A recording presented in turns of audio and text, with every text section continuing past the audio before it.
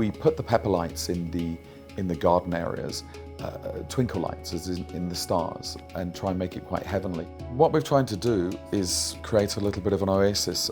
We also, on the ground, I think it's very key when our guests come that they are actually on the ground. Some of them are coming from places where they are working in huge high-rises, and they're looking for somewhere where they can ground themselves, where they can be on terra firma.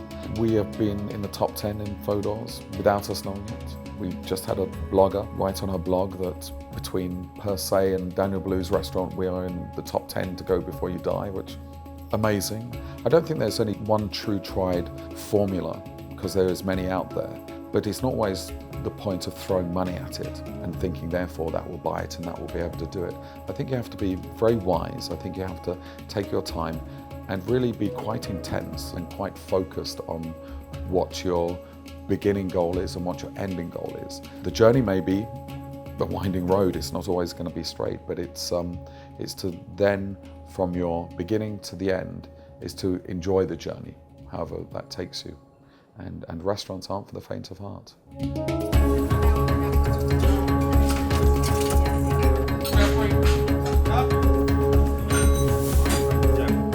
My name is Paul Newman. I'm the owner proprietor chef of Coyaba restaurant in Providenciales, Turks and Caicos. Ordering straight on, guys. Bisque on. 1 tandoori, 1 swordfish, 1 jerk me off, please.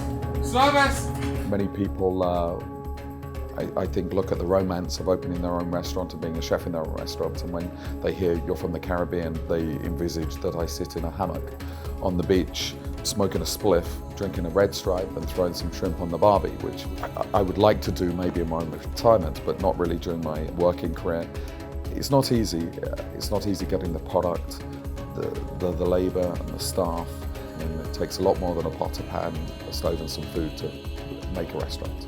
If it wasn't for the team that I have at Coyaba and the bizarre situations and the things that happen and how we get over them on a daily basis and how we still seem to come together. I have staff who have been with me since day one. I have staff who haven't been with me since day one, but we all try and become a family, and I think it's the team which one nurtures to be able to do this as well, because not any one single man can make the restaurant or any one single chef can make the restaurant.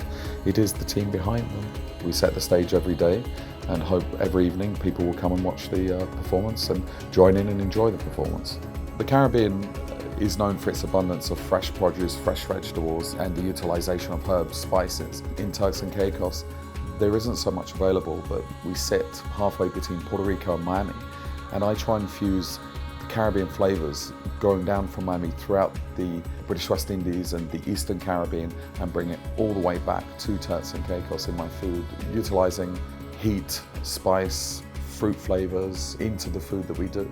Rather than just throwing mango in everything and saying this is Caribbean, more subtle seasonings, subtle cooking methods, burst with flavor. I try and look at each plate.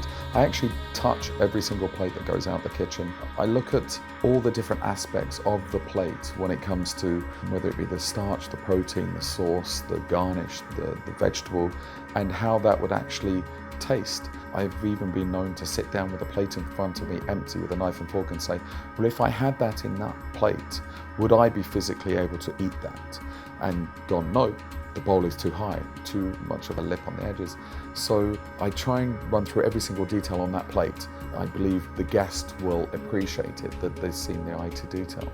I think what pleases me the most is when a guest can acknowledge what we are trying to do without it being too forced. Nothing more pleasing when empty plates come back to the kitchen and they truly, when they leave, turn around and say, that was fantastic, that was great, my goodness, we did not know, or we did not realize it was that good, or it could be that good.